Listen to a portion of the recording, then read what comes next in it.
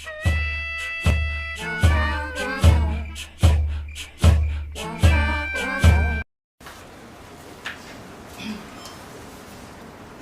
my time. Good evening. My name is Monica Brooks. I'm president of Wacomico County NAACP. I'm here with my second vice president and some other members of my executive committee. I did want to first say I'm in agreement about the special election. We need to be able to have people represented by their community. I also want to make a comment about Sharon DeShiel. Sharon DeShiel is in the community. She's been doing boots on the ground work with homeless work for over 20 years. So I do want to say that. Give her her flowers too. Good job. So I wrote notes so I won't forget. Okay. So I do want to speak specifically right now about the broader issue of policing, escalation, and accountability. So as many of you know, Mr. Bratton had a traffic stop that should have been a simple traffic stop. However, this routine traffic stop did not lead to something simple, but it led to an escalation. This escalation did also create trauma for children. After the officer followed Mr. Bratton through 2 additional stops. So here's the thing, didn't stop at the stop sign, sees the police officer, and I'm gonna let him tell his own story. But when you have law enforcement following you for a period of time, after which they had opportunity to stop you, and when you're a person of color, you automatically think something extra is going on. We've had that experience multiple times, and I'm not saying this is not just Salisbury Police Department, this is Wacomico County Sheriffs, this is Maryland State Police as well. As additional portions of, I did want to mention that, yes, there was heightened emotions on both sides. However, what happened on that evening should never have happened. That man should have been able to take his children home, get his citation, and go on his merry way. When you add additional charges, as a matter of fact, I'm going to just go this way. When you add charges to an individual, especially a black man, it is not minor. I was told by the Salisbury Police Department that those charges are low-hanging fruit. Well, guess what? Any of the fruit is rotten fruit when you're talking about black people. When you add those things on, those prevent them from getting housing. It gets them discrimination against jobs. It gets them discriminated against people in the neighborhood, and people look at them sideways a certain way because they have certain charges. But those charges are not always valid charges. And I don't care if they're low-hanging fruit or not, they should not be put on there when a simple thing could have not escalated to the level that it did. We need to have a broader discussion about de-escalation, accountability, about what should happen, and how we can actually build community with our law enforcement.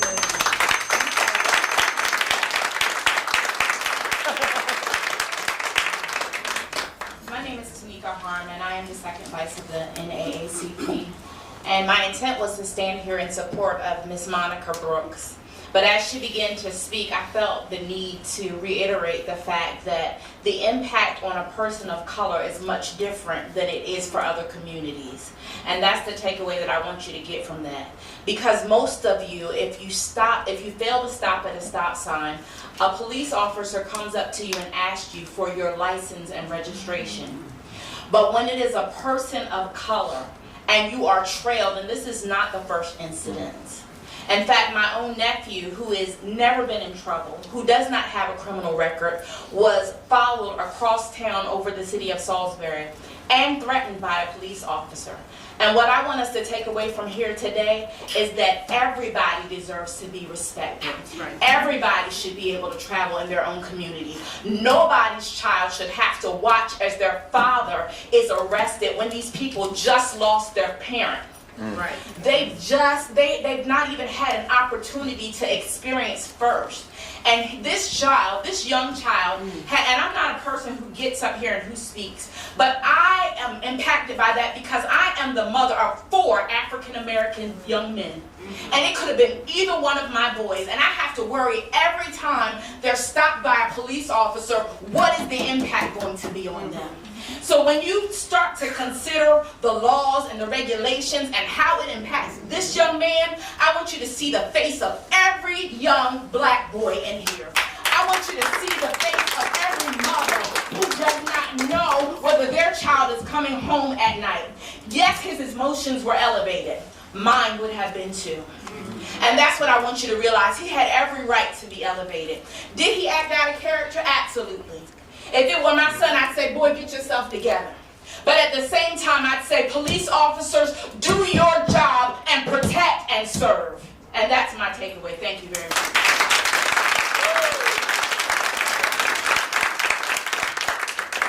Thank you very much. Good evening, everyone. My name is Natalie St. Charles, and I'm a District 2 resident, and I'm here to talk about some things that matter to me. Last week, I was cut out of the District 2 vacancy process. The explanations that I received make little to no sense. So I've submitted a Maryland Public Information Act request to get some answers. And I'll be honest, the more that I learn, the harder it is not to see the patterns. I've heard about multiple candidates disqualified based on alleged residency requirements. When that happens over and over again, it starts to look less like a coincidence and more like a convenient tool to block new voices, new ideas, and new energy from entering a system that desperately needs fresh and innovative ideas. I'm a transplant, yes, but I also work here, I live here, and I'm raising my family here. So this process didn't just exclude me, it betrayed me. It betrayed the very idea of fair access to public service. But instead of walking away, I'm pushing for change. I don't want anyone else to experience what I experienced. I don't want anyone else to take this for granted. The public has a right to examine these decisions and how they're made, and I believe it's in the city's best interest to shine a light on the system and reform it. The next thing I want to talk about is community policing. Just a few weeks ago, the community filled this chamber. We spoke about policies, behaviors, and patterns that harm and racially profile our neighborhoods. And here we are again on a similar issue, different day. Trust between residents and police cannot be optional. We deserve to feel protected, not targeted. We deserve respect, not fear. And we deserve leadership that listens, understands, and responds with sincerity and due diligence. If nothing, I hope this moment pushes us into a deeper, more honest conversation on how to rebuild trust and ensure our safety of our city. Finally, I'll end with housing. Housing is a key piece in what we know as a social determinant of health. It impacts stability, opportunity, mental well-being, and overall trajectory of an individual or a family's life. When people are forced into unstable, unsafe housing or no housing at all, the entirety community pays for the price. We cannot keep measuring how far we come as a community when our families slip further and further into vulnerability. I believe we need a trifecta: more housing, housing resources tied to case management and mental health support. Prevention is the next best thing to the cure. If we want a thriving city, we need a system that helps people now, protects them later, and builds a healthier future for everyone. Let's support our community by offering tangible solutions for tangible problems. As we move into the next year, I want to extend an invitation to anybody who cares about Salisbury to join the Human Rights Advisory Committee. Thank you.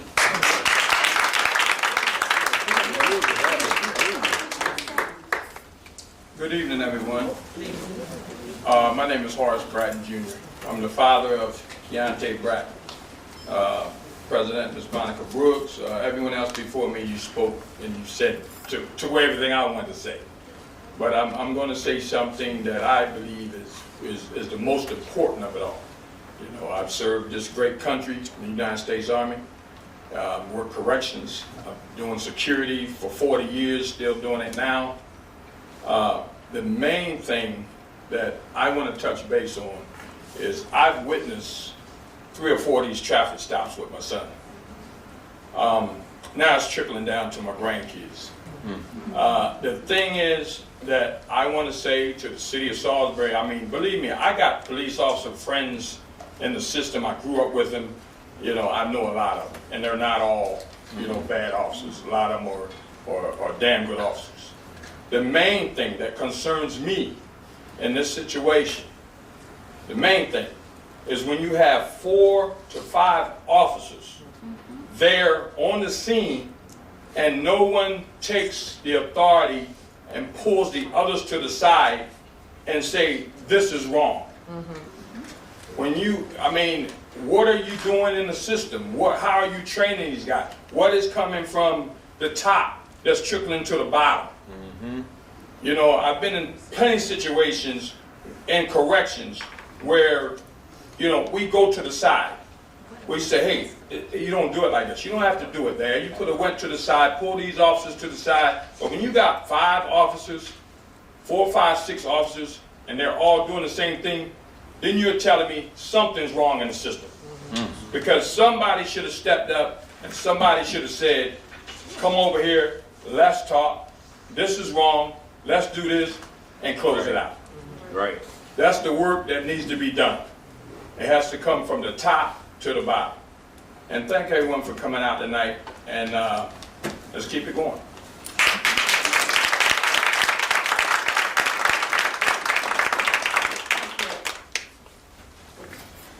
Good evening. How y'all doing? My name is Keontae Bratton. Thank you for allowing me to speak before you tonight. Recently, I was involved in an incident with law enforcement, and this is not the first time I've been talking about Salisbury Police Department or any other police department. Over the years, I experienced similar stops that made me feel singled out without justification. On this most recent stop, even though there were no drugs, no weapons, no legal activity at all, the situation escalated immediately. My children was taken out the car. Left in the cold, crying, confused, wondering why I was treated like a criminal before any real conversation was taking place. Now I'm being charged with disturbing the peace, resisting arrest, and obstructing and hindering, and yet the officer is the one who created the disturbance. Granted, I'm not here to attack law enforcement. I'm here to ask for fairness and accountability. I believe the charge beyond the traffic violation should be dropped, and that what my children went through should be taken very seriously. Yes. No child deserves that experience. I built Pep and Sons Trucking from the ground up. I got it out the mud. I served this community, worked hard, stayed on the right path, and trying to raise my children with faith, discipline, and dignity. Amen. All I want is justice and respect and the ability to raise my family in peace. I paid my debt to society. A drug conviction in 2011 does not warrant that I be treated like a criminal during a traffic stop. Absolutely not.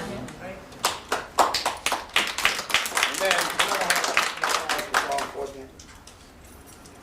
As y'all know, like the lady spoke, I buried my wife for 16 years from stage 4 cancer. And I'm here, just trying to raise my kids and live right. And I just feel like not only me, it's other people that's dealing with this in the black community. And we just look for justice. Thank you.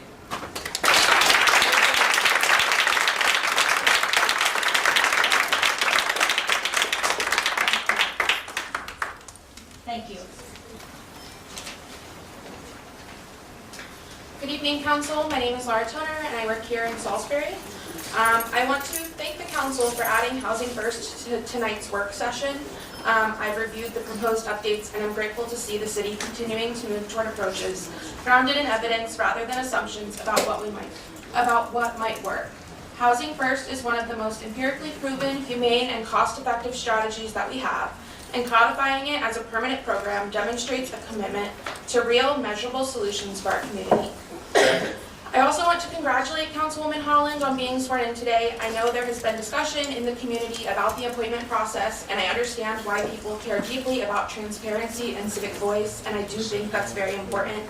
At the same time, I want to express my gratitude for your willingness to step into this role.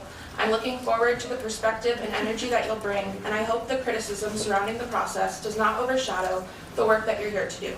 I sincerely wish you a good and productive term. Finally, I want to address the recent incident involving the Salisbury Police Department and Mr. Bratton.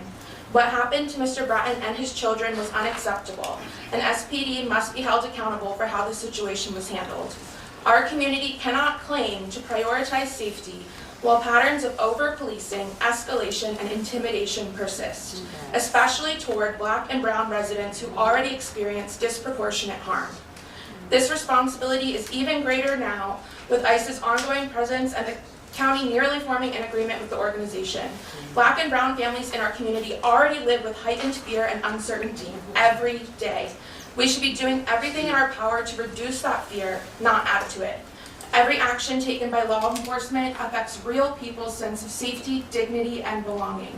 Accountability is not optional. It is the bare minimum required of any institution that holds the power of life and death in their hands. If we want a safer, more trusting community, then our systems must earn that trust through transparency, consequences when necessary, and a commitment to doing better. Our community deserves nothing less. Thank you.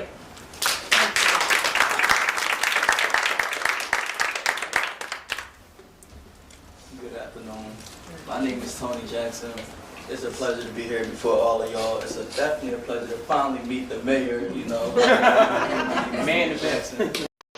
I like to move it. Jumped off the porch, now I'm just cool. I had to change my mood in life when I woke up.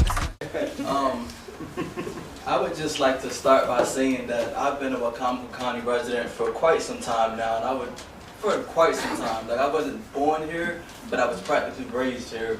So I've had the luxury to run into police, to, you know, work jobs throughout the community, all type of things. The police, semi-aware of me, I'm aware of them, you know. So, but basically, we have a problem, y'all. We're gonna get straight to the point. We have a problem. We have a problem in this community, and in this community, the problem is we're looking down on each other, we're judging each other, we're not uplifting each other, we're not coming together, whether we're Black, white, Hispanic, Haitian. We're looking at each other trying to judge based on what that person might have, what that person might wear, what that person might drive. That's not how we're going to build a community for our children to grow up and strive. I got 4 young children myself, and what I've seen take place with Mr. Bratton on that police stop, really, as a man, they say men are not supposed to cry. When I say tears was in my eyes due to that, because I'm like, yo, that is not right. When I say it hurt my heart, like he said, just buried his wife, what, less than 4 months ago, and you have to worry about looking over your shoulders to deal with police officers, the same police officers that's supposed to protect us, that we're supposed to respect. But how are we going to respect them if they don't respect us?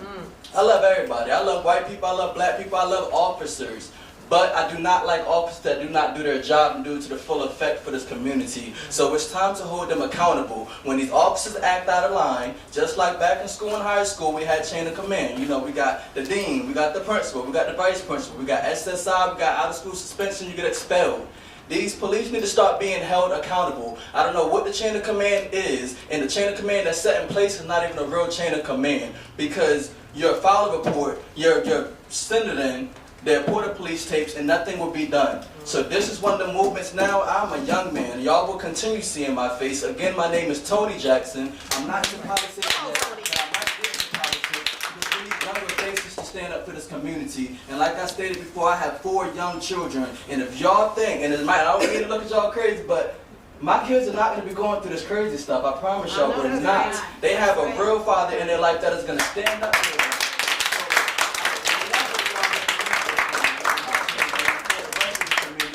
Black, white, Hispanic, or Haitian. We love all of y'all. We just got to come together. And if y'all need some ideas, eventually we're going to keep coming out. We're going to work together. We're going to come up with great ideas and working with every single district in the community. Thank y'all. Don Dada out.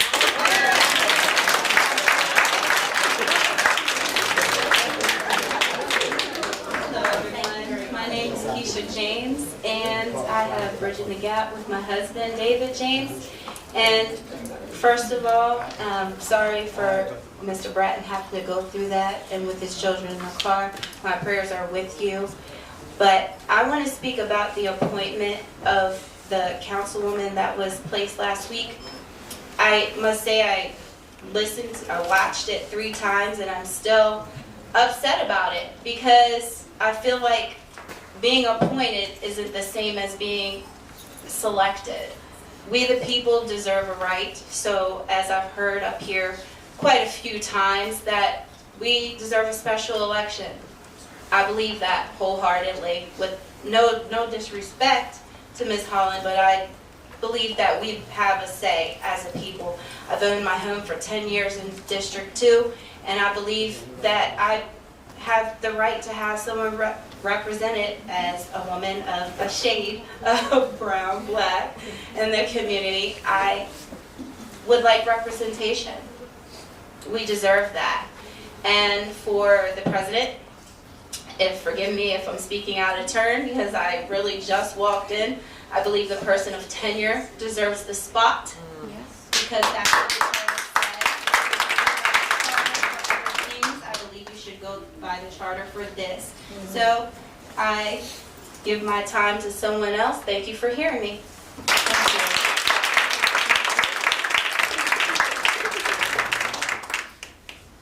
Hi, I'm Molly Hillegas, and Councilwoman Holland, thank you for your service, and I look forward to educating you a little bit about the housing issues in this area. But for those of you that don't know me, I'm Molly Hillegas, city resident, but I'm also the CEO of Habitat for Humanity of Wacomico County, and I have a couple of issues to discuss. The first is related to Mr. Bratton, and the second will be an update on housing and rental assistance. And so first, the last time I was stopped for pausing at a stop sign, K-9 was not called in. No one asked me if I had drugs in my car, but I'm not here to talk about the obvious injustice and discriminatory practice of local law enforcement of one black man because he is not alone in this. I'm here to inform you on what I see as a system designed to target black and brown-skinned people and the long-term impact on the housing and jobs. Because I have a front row seat to it every single day, and I've had for the last 10 years. And I'm tired of being silent. Come on, Mom. What should have been a traffic stop and a citation at worst turned into an arrest, as you all know. I see these types of things that some people might say is like a little microaggression. This turns into multiple case search problems. Yes, it does. And so when this person or any person of color goes to apply for a job, they're not selected because case search makes them look like a troublemaker. Right. Say it. Citations end up as points on licenses. As the points on licenses increase, so does the car insurance cost. Even at Habitat for Humanity, I couldn't hire a potential driver of our restore truck because the insurance company said that person had too many points on their license. So let's talk about housing. Just a couple weeks ago, a property manager who I was hoping to provide rental assistance and the security deposit, they said, well, did you look at how many arrests this person has on case search? This is a pattern. And these patterns equal risk. Well, nobody bothers to look at those charges. Were they dismissed? Were they got docket? No, they just count them up and deny housing. Right. And this goes for employment too.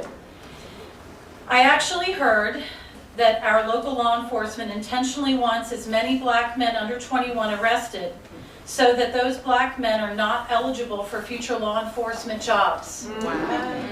It's disgusting, and I hope that that is just a rumor, but maybe you guys will investigate this. It's racism and disparate impact at a minimum. I'm tired of this. It needs to end.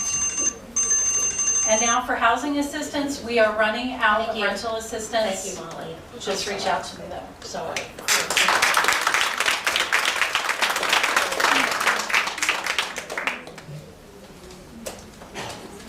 Good evening. This is Rashana Bratton.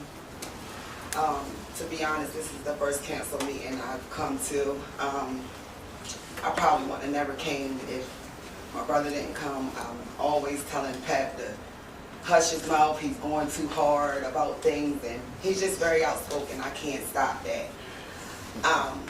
I'm a huge support system when it comes to my brother and any of his kids. I was at work when I got the phone call from my nephew, KJ. He's 13. KJ was so scared he couldn't even tell me where he was. Once I got to Carson, and I heard Carson said to leave his dad. Carson loves his dad. Anybody that knows Carson and his dad knows that he's gonna never say leave my dad. So that lets me know whatever was not caught on camera, once they snatched my brother out of that vehicle, it scared that baby to where he told his 13-year-old brother to drive off in a vehicle and leave his father there with the police. I'm not sure if it's harassment, but the neighbor that my brother and his children are in is a decent neighborhood. We have gotten up wee hours of the morning and it's been vehicles sitting outside of his house as if they're watching. They've been on the side street, they've been across the street from his house. The other morning I got up, it was a black pickup truck sitting in front of his house. When I cut the outside light on, I thought they would have pulled off their dam. When I walked to the back of the truck to see what they were doing, and while they were there, they hurried up and pulled off. They circled the block, they parked to the other end of the street, it was the same truck, and they just sat there. I'm figuring this from this incident here because we never had those issues. When you hit that neighborhood, we can tell whether you belong in that neighborhood or not. Right. I'm starting to feel uncomfortable with my brother being so outspoken and wanting something done and speaking on the police. I just don't want them to hurt my boy.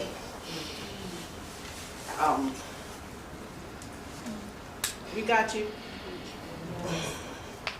Y'all, I'm done. I'm sorry.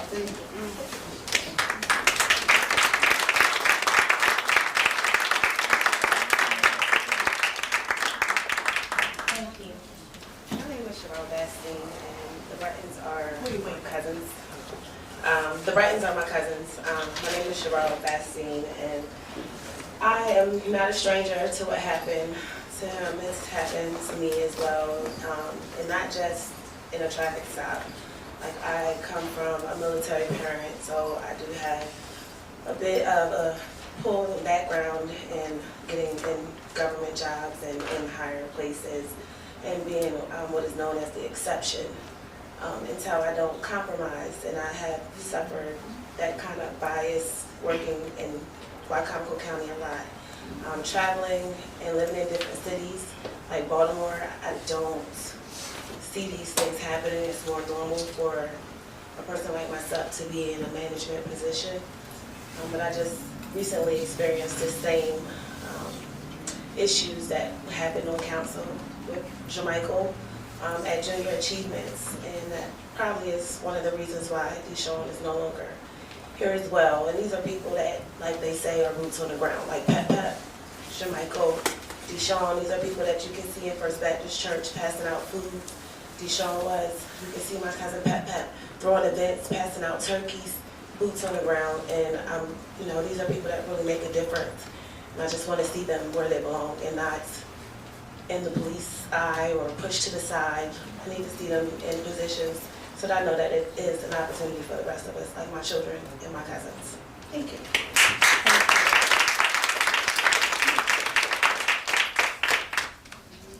Good evening. My name is Suzanne Turner, and I live in Salisbury, and I would like to speak to the white community.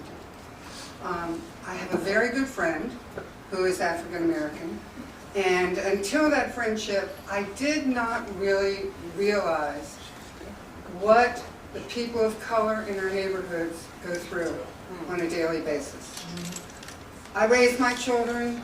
Yeah, I worried about them, but I didn't have sons that every time they went out the door, I had to worry about whether I would see them again. And we stand here 60-some years past the Civil Rights Act. I just wonder when we will get it. We don't judge people by the color of their hair. We don't judge somebody because they happen to be a little too tall or a little too fat or a little too anything other than the color of their skin or the fact that maybe they speak a different language. So, I mean, the black community is not the only ones. I find it unbelievable. And that these people have had to stand up here and beg for something that should just come as a natural thing. I don't know a single white person who has ever experienced such a traffic stop. And I just want to remind all of us, as we skip through our days, we have no idea. And hats off to all of you who go through this. I don't pretend to know what the answer is, But after listening to all of these, I just felt compelled to stand up and say, not everyone feels that way. Some of us are a bit more enlightened, and in this particular case, Mr. Bratton certainly deserves some sort of justice. I know that there are police officers who justify this because they think that the black community is disproportionately represented in crime, which the statistics do not show to be true. Right. And there's absolutely no excuse for it. And so please, white people, try to be understanding of the situation and just be aware that this is horrendous. And that's all I want to say. Thank you.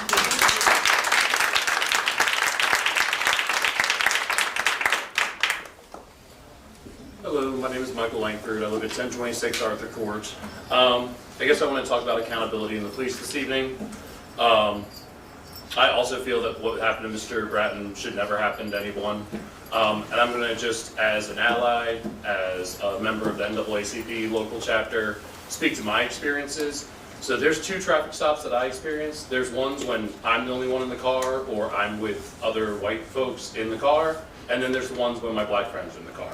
And it goes completely different. And if you actually have those friends in your house, at your table, in your car, then you'll have those experiences. It's not something that just happens. I've been accused of all kinds of crazy things, and it sometimes has to do with who I'm with. Guilty by association. We have a lot of that as humans. I'm going to speak also the fact that I'm the property manager of College Park Apartments, an apartment complex in the city. I've had my own.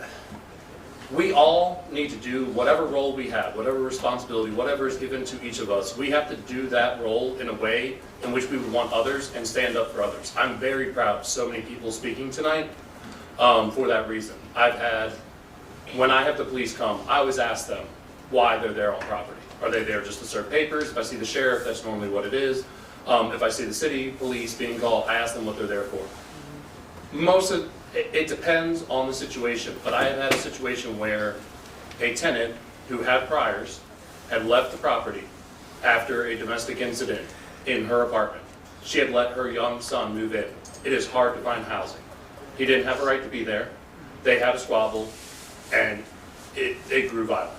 She left, concerned for her safety and whether or not the police would be fair. I intervened when I saw the police on property. And I had the police being aggressive towards me when I spoke up for the fact that, hey, you should not enter this woman's apartment. And my reasoning is, would you, the officer, would any of us want, when we're not present, when we're the leaseholder, when it's our property, would we want someone to go in there? So I'm just trying to do their job the way that I would want people to stand up for me, the way that people have stood up for me at different points in my life. And I think we all need to do that, and I think that's what's really valuable about this evening and hearing from all these different voices, is that it is not incumbent upon one person to make the right decision. It's all of us together. And it is very important, if you're an ally, to use your voice. You think it's uncomfortable for you, try being the person, in that situation that is unfairly targeted. And I just have to say that, that happens all the time. It is not, it's not a rare occurrence. So, thank you.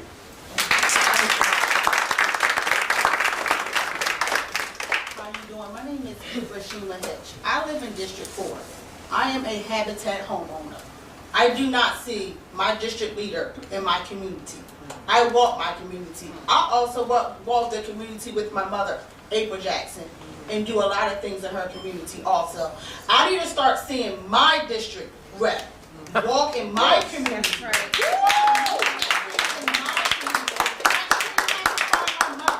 For stuff to get taken care of in my community, because my rep do not come in my community. Also, I've been where Pet been at. I had the cops come into my house. I work 2 and 3 jobs sometimes to take care of me and my kids. I had them ride by, take pictures of my camera, said I got it. I had them snatch my cameras off of my porch to come inside my house, to search my house to find what? Nothing. It has to stop. It don't stop with the men. It starts with the women too. They harass everybody. I had a friend pull up to my door because his vehicle wasn't a very expensive vehicle. How do you buy that vehicle? We work. It needs to stop. We work. We work very hard. We should not have to stop because they think that we shouldn't afford those type of vehicles. They think that every black and brown person is a drug dealer. We're not drug dealers. We work hard in our community. We don't have the time getting to see our kids because we are trying to provide a place for our kids to leave. And I'm sitting up here right now, and I've been sitting there the whole time, and I'm looking at some of y'all council members' faces as people talking. You got your face frowned up, rolling your eyes. That's looking at the clock. That's not professional. One thing about me, my mouth is just like my mom, and I'm not gonna stop. I will be here to every council meeting until I see my district rep walk my community, walk it, because you don't walk it at all. I've never seen you one time in my community. I live in the Church Street area. Never have I seen you in my community at all. At all. So who you representing? At all. And it needs to stop today. Every representative need to walk their community to see what's going on. What is it?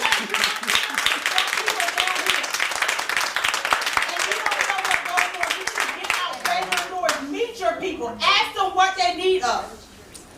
Y'all don't do that. Everybody don't do that. I don't see it. And I'm home on the weekends. I'm home in the evenings now. I don't see nobody. Summertime, I don't see nobody. Springtime, I don't see nobody. But guess what? The city is going to come put a note on your door when something's not right.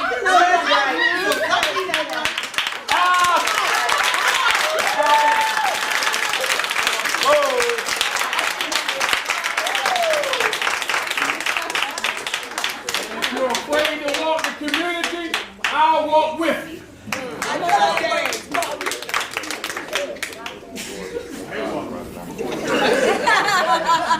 We have somebody who would like to share. From the city, for the city.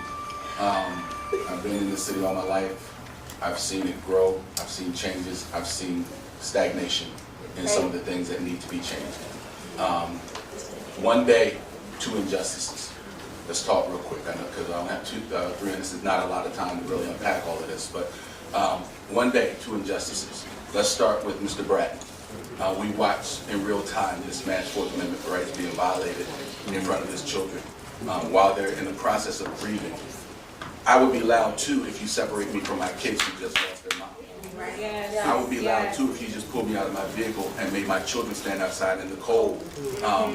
Especially when it's simply a traffic stop, which by law, according to the Constitution, should not be prolonged any longer than it takes to effectuate the traffic stop itself.